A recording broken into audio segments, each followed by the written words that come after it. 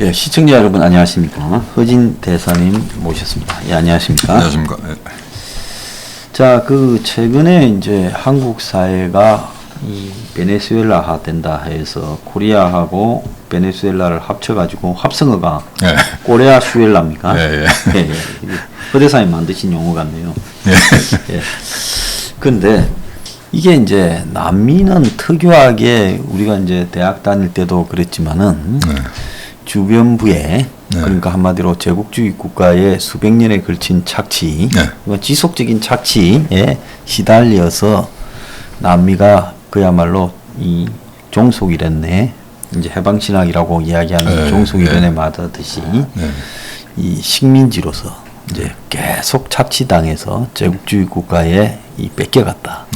그래서 거기서 이제 남미의 어떤 불행이 있었다 하는 게 이제 80년대 초까지 이론이었지 않습니까? 네, 그렇죠. 소위 종속 이론으로 대표되는. 근데 이제 사실 뭐 80년대 이후에 80년대까지는 미국이 뭐 니카라과 내전이라든지 뭐 이런저런 남미 또 미국이 또 그레나다 침공도 있었고 그렇죠. 개입을 좀 했지만은 냉전이 무너지고 난 이후에 미국이 사실은 남미에 대해서도 손을 거의 뗐지 않습니까? 네, 거의 신경 안 썼습니다. 네, 그래서 남미에 뭐 자경화 바람도 많이 불었고 심지어 뭐 니카라과 같은 데는 자경화된 지가 지금 그 오르테가가 다니엘 물러났다가 다시 와가 잡았다가 참으로 온가요? 우파가 다시 잡았다 다시 또 다시 갖고 와서 지금 뭐 한 20년 이상을 해먹고 있지 않습니까?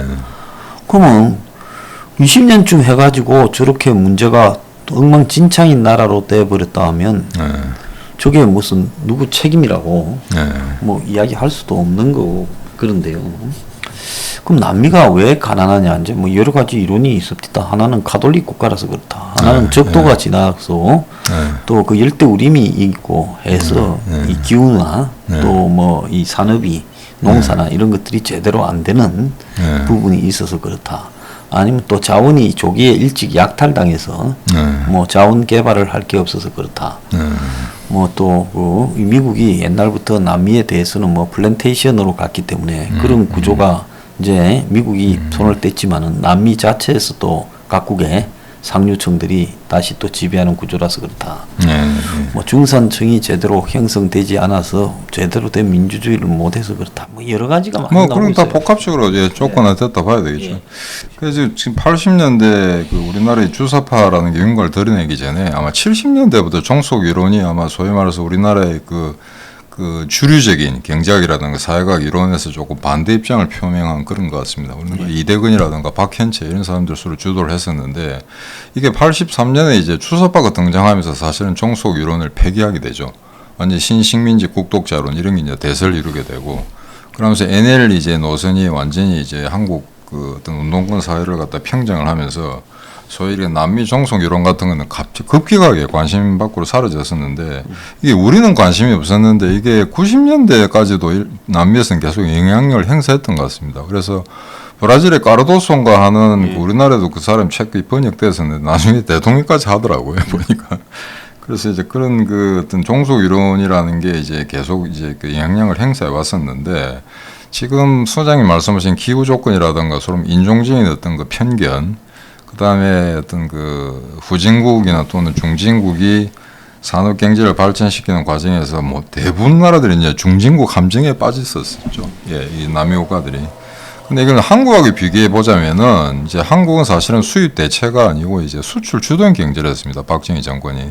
근데 그 당시 이제 60, 70년대 남미 국가들은 이제 뭐 그 이전 40, 50년대부터도 마찬가지일 겁니다. 에바페론 같은 경우는 40년대 정권을 잡았는데 그때도 주로 이제 수입 대체 산업을 했었죠. 그러니까 그 소위 말해서 이제 농산품 같은 거는 그냥 주류 산업 이제 주된 이제 수출 품목으로 계속 유지를 하면서 외국에서 수입해서 갖다 대체하자는 거였는데 우리나라에서는 사실은 그 열악한 상황에서도 여러 가지 이제 기기라든가 그다음에 학용품이라든가 하다못해 어떤 부품이라든가 이런 거 국산화에 매진을 했었거든요, 사실은. 그래서 유치산업 보호를 하면서 했었기 때문에 나중에 그게 어떤 경제적 도약을 할 때 제조업 부문이 활성화시킬 수 있었는데 이 수입 대체 산업을 주로 하는 남미에서는 아예 안 되는 산업은 손을 떼버리는 그런 어떤 결함들이 있었던 것 같습니다. 그러니까 이런 게 또 좌우하지 않았나 이래 보는데요. 많은 사람들이 부인할지 몰라도 우리 어릴 때 생각해 보면 한국의 이 수입 대체 산업의 상당한 부분이 우리 어릴 때 보면 일본에서 대부분 그렇죠. 네, 가져왔다. 맞습니다. 그래서 네. 과자도 보면 일본 과자에서 그 한국 과자로 대체돼 가는 부분. 뭐 대표적인 라면, 예, 그렇고 뭐 과자들 맞습니다. 대부분 그렇지 않습니까? 네, 네, 네. 하드 아이스크림 하드들도 그러고요. 네. 그 다음에 이제 TV가 한국에 국산화돼서 오늘날 한국 TV가 삼성, LG가 세계를 휩쓰는데 TV가 그러면 처음에 누가 만드는 TV를 한국에서 없던 TV를 한국 사람들이 만드는 거 아니잖아요. 그건 아니죠. 미국의 네, TV 기술이 네. 온 것도 아니에요. 네. 일본의 기술 제휴라고. 네. 뭐 내셔널 기술 제휴, 맞습니다. 아남 TV 뭐 네. 이런 거, 대한전선 뭐 있지 않습니까? 다 아마 카피해가지고. 네, 그러는 그러니까 거죠. 다 일본에서 카피됐고 네, 가전제품 대다수가 일본에서 카피됐고 또 중화학공업 상당수가 일본에서 카피됐다. 그러니까 한국이 예를 들어서 이 수입 대체 산업을 할 수 있었던 거는 일본이라는 당시에 이제 이 2차 대전 패망 이후에 5, 6, 70년대에 걸쳐서 세계적으로 다시 이 부흥해가는 그 경제력 기술 이런 부분에서 일본이 이제 버리는 기술들을 한국이 주워와서 그 수입 대체도 하고 또 기초적인 수출도 하게 되는 그런 자극 효과가 굉장히 중요했다고 보거든요. 그럼 그렇죠. 남미에 만약에 주변에 일본 같은 섬나라가 하나 있어서 그 주변과 연관성을 주고받았다라면 남미에 적어도 몇 나라들은 좀 바뀌었을 거다 이런 생각도 들어요. 그게 뭐 어느 정도 이해가 가는 게 남미 같은 경우에는 브라질은 이제 대국이긴 한데 거기 보면 소위 말해서 뭐라 그럴까 그 아시아 전역에서 일본 같이 어떤 주도적으로 산업 경제를 이끌어갈 수 있는 것은 리더격인 나라 별로 존재하지 않았습니다. 예. 브라질 같은 경우는 어차피 군사 독재 또 경험했었고요. 대부분의 경우에 군사 독재를 경험하진 나라가 없었고 그다음에 군사 독재가 있고 난 다음에도 반드시 또 이 극좌들이 정권을 잡아서 나라를 파탄으로 이끌고 이런 게 계속해서 악순환의 연속이었는데 아프리카를 포함해서 제가 남미 대사를 만나서 이야기해 보니까 거의 뭐 자포자기한테는 그런 이제 이야기를 하는데 이 베네수엘라 대사는 그러더라고요. 캐나다에서 만났는데 자기들 베네수엘라라고 남미에서 가장 훌륭한 나라를 만드는데 산유국가로서 가장 이제 소득이 높았죠. 한 150년 걸렸는데 망해 먹는데 한 3년이면 족하더라는 겁니다. 네, 그런 상황이었고 그다음에 대부분의 나라들이 뭐라 그럴까 이 어떤 그 미래를 갖다가 이제 장기간에 걸쳐 기억하는 우리가 이제 뭐 중국, 소련 사회주의 국가권을 포함해서 한국 같은 경우에 이제 뭐 5개년 개발 계획 이런 거 하지 않았습니까? 근데 남미 같은 경우 이게 영속적으로 이렇게 장기 플랜이라는 게 일체 없었더라고요 보니까. 그러니까 이 특정 이제 우파가 잡든 좌파가 잡든 정권을 잡았다가 경제 정책이 실패하게 되면은 그럼 기본적으로 미국의 자본이 너무 많이 들어와가지고 우리가 착취를 하고 있기 때문에 이제 기업들을 좀 국유화시켜야 된다. 기간산업 국유화. 똑같은 패턴입니다. 그걸 하게 되면 수익성이 떨어지죠. 그럼 또 재정 파탄이 오고 또 그 다음에는 우파가 잡았다가 잡았는데도 또 고용이 이제 늘어나지 않고 이런 이제 계속 그 악순환이 계속되고 있는 건데 이 국영화했다가 민영화했다가 하는 이 악순환은 도대체 어느 정도 정도껏 하면은 그러니까 스냅갭이라 해가지고 정도껏 하다가 안 되면 또 치고 빠지고라는 스탑고 정책을 변경을 시켜야 되는데 얘들은 뭐 하나 그냥 법안을 만들어가 밀고 나가면 그 법안이 망할 때까지 밀고 나가더라고요. 그게 이제 가만히 보면 가장 심각한 부분이 그 정권을 잡은 쪽에서 그 나라의 이제 경제를 과감하게 개혁시켜 나가려 하면 적어도 이제 한 20-30년은 어떤 일정한 패턴으로 갈 수 있는 그 연속성이라는 게 이런 게 좀 필요해서 바닥에서부터 이제 산업이 쭉 올라오면서 위로 올라가는 이런 부분이 중요한데 남미의 그 지금 이 국민들의 그 좀 스타일 수준이라고 이런 부분을 보면 그냥 연속성이 있는 정권을 거의 원하지 않았다는 거죠. 그러니까 역설로 페루의 피노체트 독재를 할 때 경제가 그나마 조금 회복됐던 거고 또 아르헨티나도 이제 이 50년대에 파퓰리즘에 시달리고 나니까 군부 독재를 좀 했을 때 되는가 생각을 했는데 그것도 안 되죠. 결국은 뭐 군부 독재가 장악력이 떨어지면서 여러 가지 이 독재의 부작용들이 나타나면서 또 실패해버리고 이러거든요. 그러니까 결국은 정치 시스템이 안정되지 못했고 제가 얼마 전에 그 영화 제목이 뭐였는가 지금 아직 기억이 잘 안 나는데 남미에 뭐 흔히 보는 페루나 그런 뭐 볼리비아가 좀 되는 나라로 보이는데 이제 선거가 있는데 미국에서 그 뭡니까 이 정치 기술자들 이제 정치 공학 기술인 컨설팅 회사들이 그 남미에 가가지고 대선 후보로 하여금 정말 가당차는 쇼를 시키고 그렇게 쇼를 해서 상대 후보를 제압해가는 그런 어떤 장면들을 다룬. 근데 실제 미국의 많은 정치 컨설팅 회사들이 남미 선거가 있으면 뭐 서로 상대방인 정치 컨설팅 회사들이 한 명은 A 후보한테 붙고 한 명은 B 후보한테 그 미국에서 라이벌 정치 컨설팅 회사들이 그래가지고 이제 거기에서 여러 가지로 이 쇼를 해주는데 그 쇼 내용이 대부분이 보면 그냥 파퓰리즘적인 이야기들을 하게 하는 거거든요. 그러니까 중산층도 취약하고 그다음에 안정화된 정치 제도도 없고 이런데 계속해서 민영화 국유화 그다음에 좌파 우파 정권 교체가 이루어지다 보니까 저는 그 생각나시죠? 그 남미 아르헨티나의 군부 독재가 이제 끝나고 나서 메넴 대통령이라고 소위 말해서 민주화 정권이 등장했는데 좀 잘생겼고 온갖 경쟁을 써봐도 안 되니까 나중에 결국 이제 화폐를 그 미국 달러로 하자. 그러다 결국 또 인플레 나와가지고 난리가 났었죠. 근데 지금 심지어 지금 조그만 나라긴 합니다만 중미 엘살바도르 이거는 세계 최초로 지금 가상화폐를 갖다가 국가에서 공식적으로 인정하는 막 그런 식의 어떤 장난 비슷하게 나왔는데 모르겠습니다. 지금 이미 뭐 그 경제가 좀 엉망인 것 같은데 그래서 이걸 보면은 이제 그 정말 남미는 미래가 없다라고 그냥 저널리즘적으로 쉽게 그냥 치부를 해버리면 그뿐입니다만은 기본적으로는 사회 경제 그다음에 정치 제도 이런 것도 안정적으로 이끌어갈 수 있는 중산층이 가장 이제 형성되지 못한 게 그게 남미 전 국가들이 이제 중진국 함정에 빠진 그런 결함이 아닌가, 기본 결함이 아닌가 그렇게 보고 있는 것 같고요. 그다음에 베네수엘라 사태를 보면 한 이해가 안 되는 게 그렇게 뭐 포퓰리즘 정책을 써가지고 기관 사업을 망가뜨려 놓고는 차베스 그 쫓겨날 때 죽고 났으니까 난리가 났었죠. 동상을 파괴하고 이제 거의 밀란 수준의 그 데모가 일어났었거든요. 근데 그 다음 선거에 또 마두로라는 포퓰리스트를 찍게 됩니다. 그래서 이걸 어떻게 해석해야 되는지. 그러니까 그만큼 사회에 그냥 이렇게 자포자기한 어떤 그 사회 저층이 그만큼 많다는 이야기죠. 그러니까 이 사람들은 근면성도 없고 어떻게 뭐 이게 그 중산층으로 올라갈 수 있는 그런 가능성이 없다 보니까 그저 국가 보조금으로만 연명하려는 이런 어떤 그 멘탈리티가 지금 지난 수십 년간 형성된 게 아닌가. 그래 따지면 아르헨티나 같은 경우에는 지난번에 말씀드렸습니다만 1930년대 40년대를 거칠 때 그때 세계 5대 부국 중에 하나였거든요. 근데 지금 이 나라가 지금 할 수 있는 건 정말 축구밖에 없습니다. 아르헨티나는 아무것도 안 되는 상황이고 8번의 부도를 겪었고요.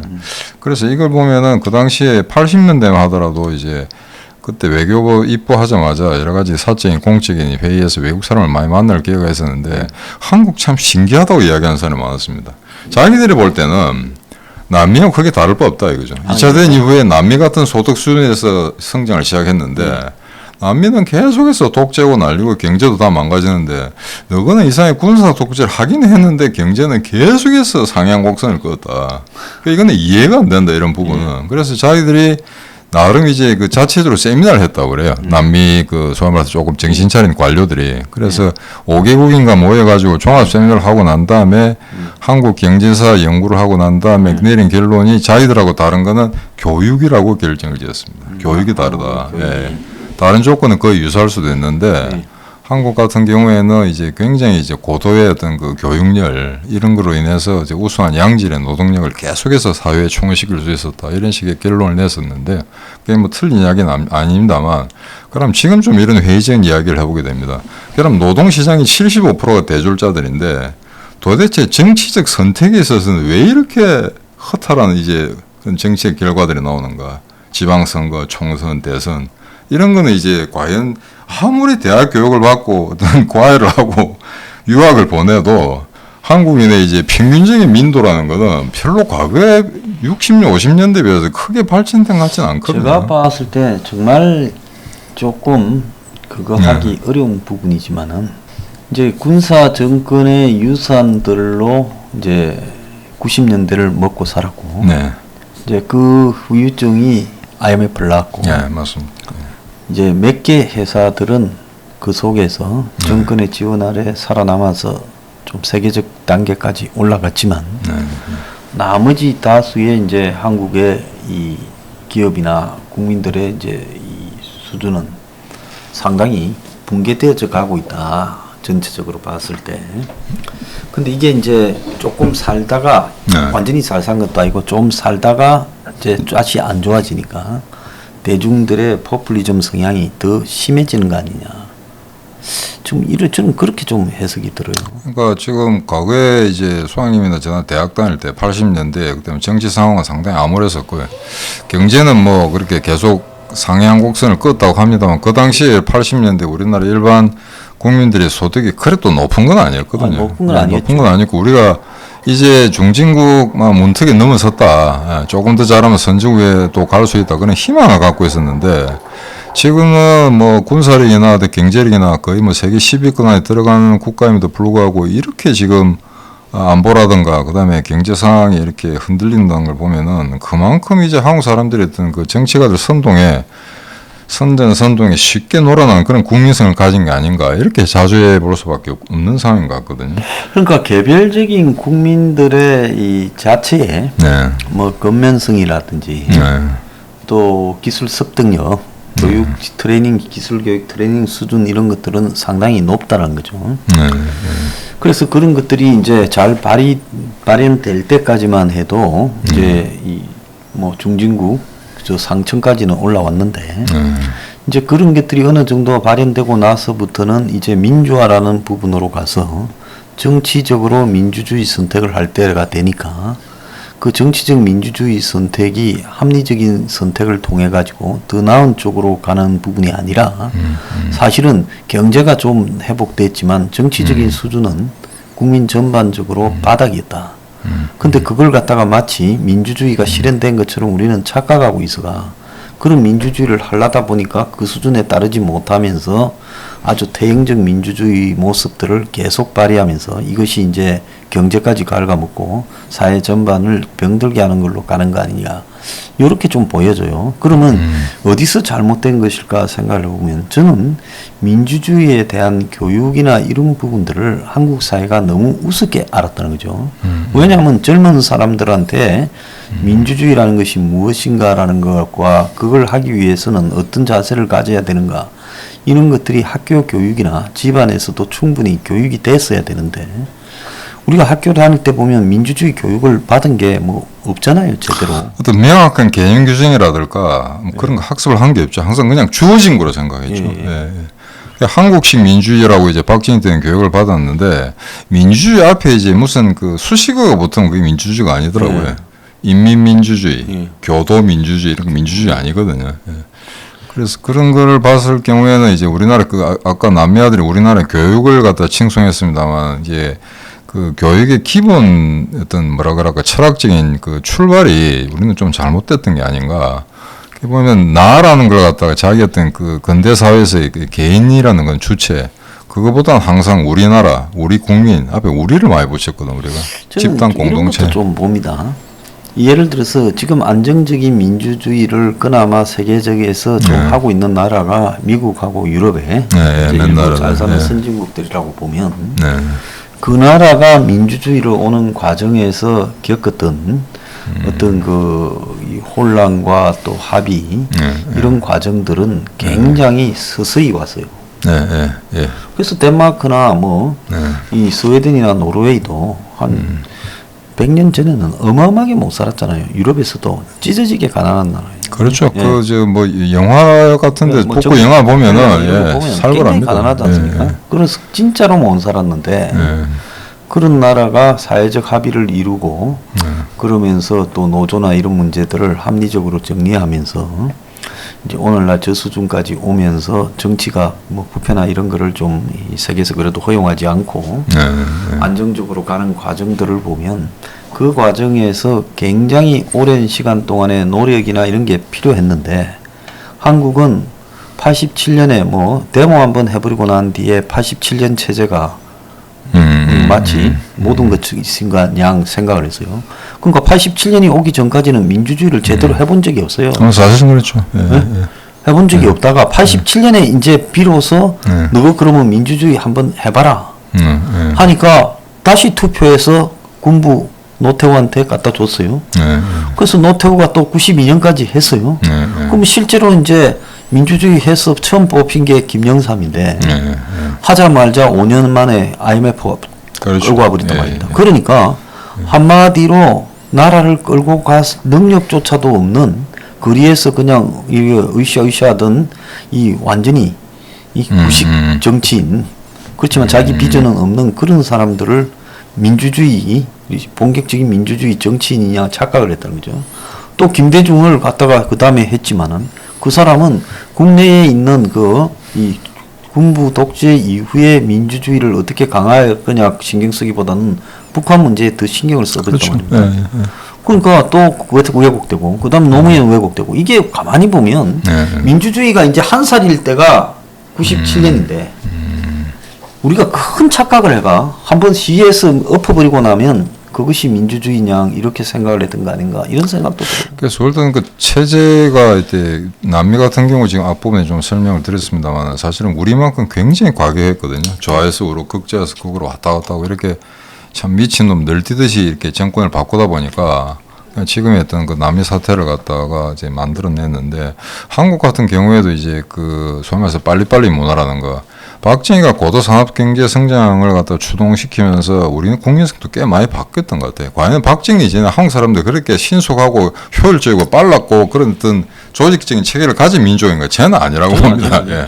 근데 굉장히 효율적인 군대가 정권을 지면서 소위 말해서 이제 국민을 군대같이 만들었죠. 예, 그렇죠. 그래서 그런 점에서는 굉장히 효율성이 있는 나라로 만드는 건 사실입니다. 만들었는데 이게 요 최근에 보면 어떤 사회 제도를 갖다가 이제 그 바꿔가는 그 과정을 보면은 점점 남미를 닮아간다. 예, 근데 독일 같은 경우에도 핵발전소가 있었습니다. 그런데 그걸 갖다가 이제 환경오염에 문제가 있다. 그다음에 그 안전에 문제가 있다라고 해서 그걸 폐기하는데 무려 17년이 걸렸습니다. 예, 그래가지고 뭐 30년에 걸쳐서 서서히 폐지해. 그렇죠. 예, 특히 뭐 독일 같은 경우에 이제 뭐 어떤 제도 하나 만든다 하더라도 몇 년을 심사숙고한 다음에 그걸 갖다가 법안을 만든다 하더라도 이제 그 회행기가 늘죠. 요거는 5년 뒤, 10년 뒤에 채택한다든지. 그 아주 좋은 예인데 그 한국에는 딱 두 종류밖에 없지 않습니까? 원전을 하자. 그리고 원전은 안 좋다. 딱 두 종류예요. 지금 보수를 보면 원전을 하자라고만 말해야지. 여기서 원전도 문제가 있을 수 있으니까 점차적으로는 줄여가는 게 맞는데 근데 지금의 형편으로 보면 점차적으로 그 줄여가는 부분을 좀 서서히 한 20, 30년에 걸쳐서 할 필요가 있다라는 이런 말조차도 용납을 안 하거든요. 그게 지금 유럽에 지금 핵발전소 돌리는 나라 꽤 있지 않습니까? 예. 그런데 그 나라 보면은 10년, 20년 뒤에 원전을 이렇게 줄여 나간다고 법안이 통과되는 나라들이 많습니다. 네, 다 해서 일부를 하고 예. 원전 비율이 크게 비중이 높지 않은 상황에서 일부를 하고 있죠. 그래서 저도 솔직히 말하면 원전은 오래 가동하면 할수록 한 번은 사고가 나기 때문에 필연적으로 그래서 원전 사고의 후유증이라는 것이 감당이 불가하기 때문에 원전을 하되 장기적으로는 대체할 수 있는 쪽으로 서서히 움직여 가야 된다는 게 생각이에요. 그렇죠. 그런데 이런 말을 갖다가 이 보수 바닥에서는 뭐 이 조선 중심으로 이게 보수 대선 후보들한테 보면 자 이게 원전 찬양용자가 되잖아요. 그러면 또 정권을 비호하는 거냐라고 이런 식으로 조회한 비판을 하기 마련이죠. 그래서 이걸 보면 확실히 이제 선진국들하고 그래요. 물론 선진국이 고도 성장을 했다고 하는데 그건 사실은 100년 이상에 걸린 어떤 도도한 흐름이었거든요. 그러니까 사회적 자본을 축적을 해서 그렇죠. 그 축적한 위에서 이 성장을 해간 거지. 한국은 근데 사회적 자본이라는 게 신뢰라든지 신용이라든지 또 그런 노사관계라든지 또 뭐 노사정의 합의라든지 이런 사회적 자본이 없지 않습니까? 그러니까 일본이 자꾸 이제 그 2차 대전 끝나고 난 다음에 60년대 고도 성장 하는데 이미 일본은 19세기 말에 그러니까 1868년에 명추신했거든요. 그거 따지면 사실은 그것도 서구처럼 거의 100년의 자본주의 어떤 그 발전을 경험한 나라입니다. 근데 우리는 그 나라들이 100년 할 걸 20년에 줄이다 보니까 그러니까 이제 소위 말해서 그 수박이 잘 익지 않는다고 주사를 나가 발갛게 만든 그런 나라라고 봐야 되거든요.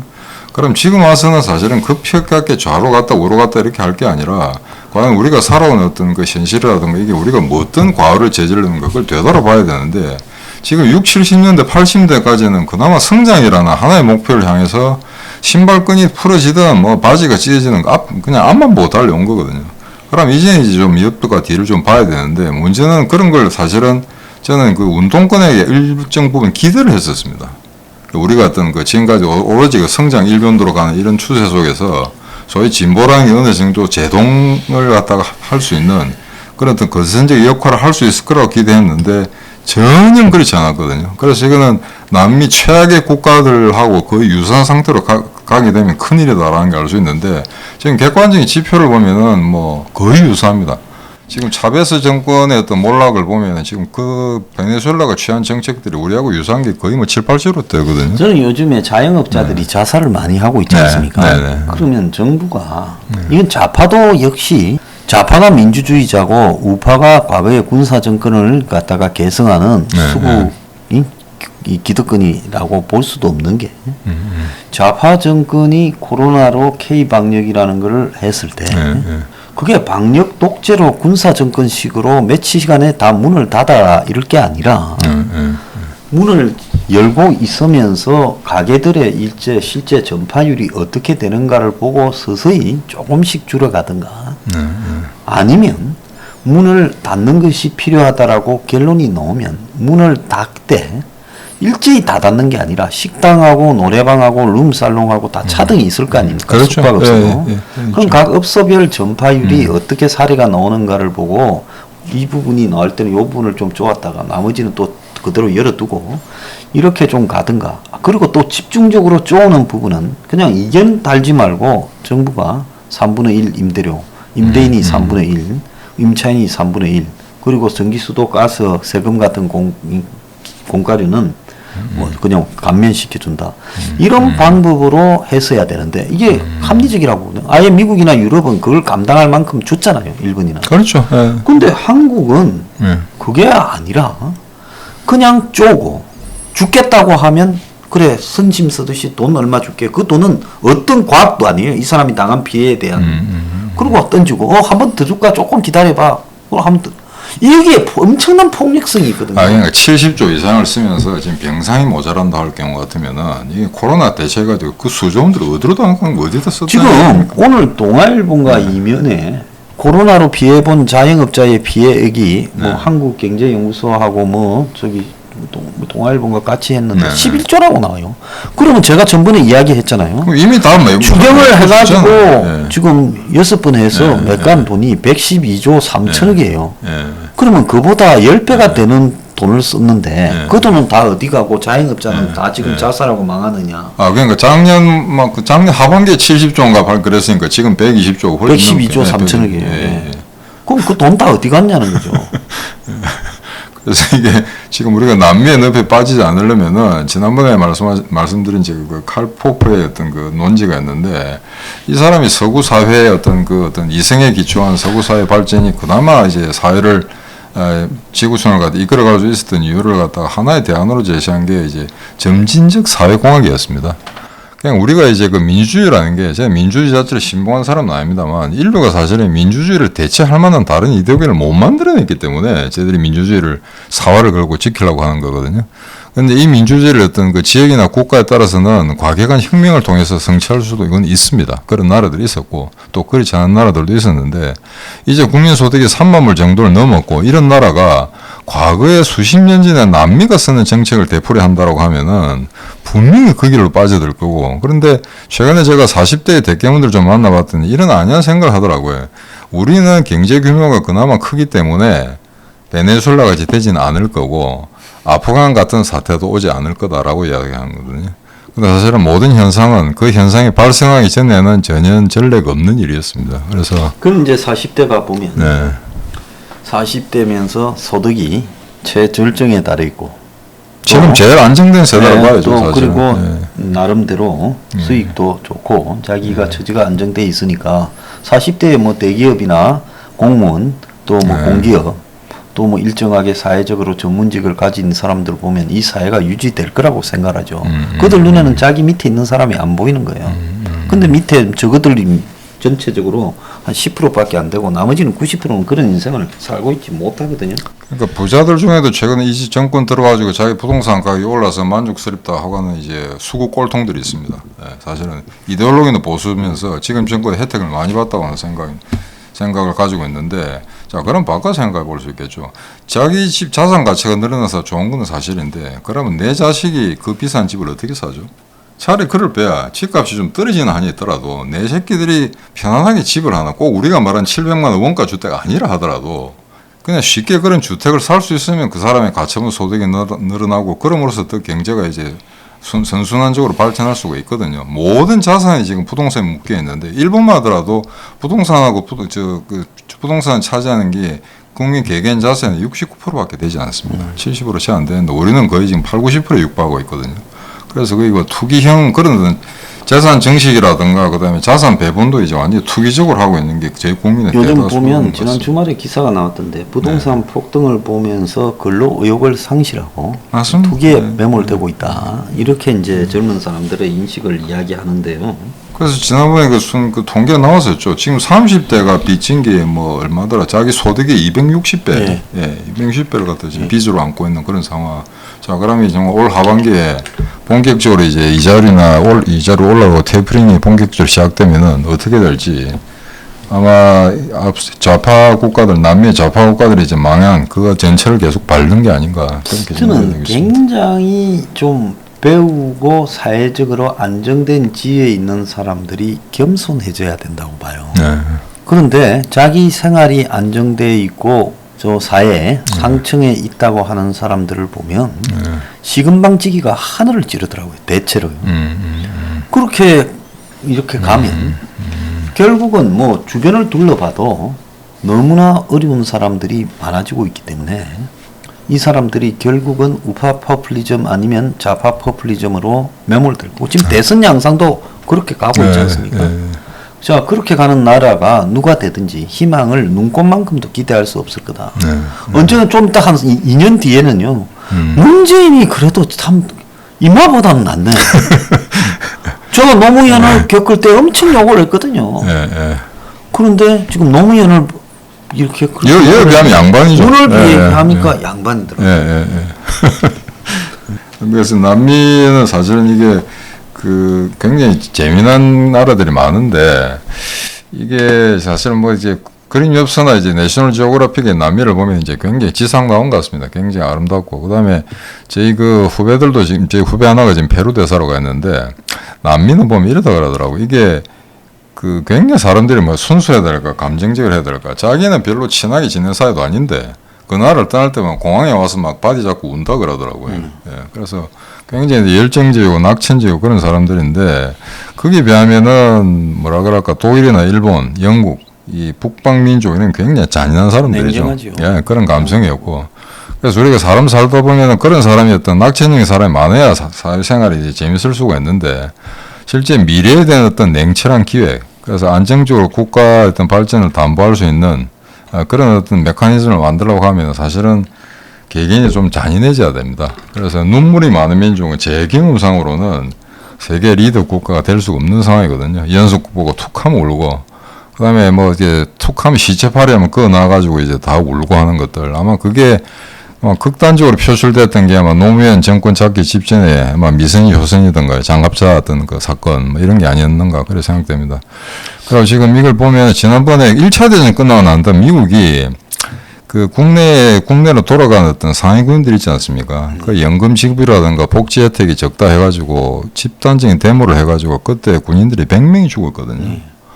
그 위령탑 없습니다. 현행법을 어겼다, 질서를 어겼다 그랬고, 그다음 그 발표한 경찰들은 법 집행을 했을 뿐이다라고 하는 거예요. 굉장히 잔인한 나라들입니다. 근데 우리 같은 만약 그런 사건이 나타나면 어떻게 될까요? 지금도 4.3 사태니 이런 것처럼 아마 뭐 5.18이니 이런 것처럼 괴롭고 끌고 가겠죠. 그래서 어느 정도 시기가 오면 어떤 과거의 역사와 단절해야 될 필요가 있는데, 아직 우리는 과거에 어떤 그 역사 줄, 일제 36년의 어떤 식민지적 경험, 거기서도 아직 완벽하게 탈각을 못하고 있거든요. 이런 거 보면은 남미하고 한국 굉장히 비슷한 점이 많습니다. 그래서 일본이 아마 독일하고 민족성이 비슷하다면은 우리는 이쪽이 그 라틴계하고 아마 거의 아마 등치되는 그런 수준이 아닌가 생각되는데, 만약 사실이 그렇다면은 정말 앞으로 한국 사회는 좀 암담합니다. 자, 한국 사회에 혁명 21과 비슷한 이야기를 주장하는 사람, 더불어 살아갈 수 있는 사회를 만들고 사회의 여러 가지 기풍을 갖다가 과감하게 개혁하자라고 말하는 사람이 우리밖에 없다라는 거 좌우를 눈을 씻고 봐도 이게 지금 우리가 처하고 있는 그런 현실이 아닌가 생각합니다. 자, 오늘 허진 대사 모시고 한국의 남미화에 대해서 이야기를 나눠봤습니다. 예, 감사합니다. 감사합니다. 예.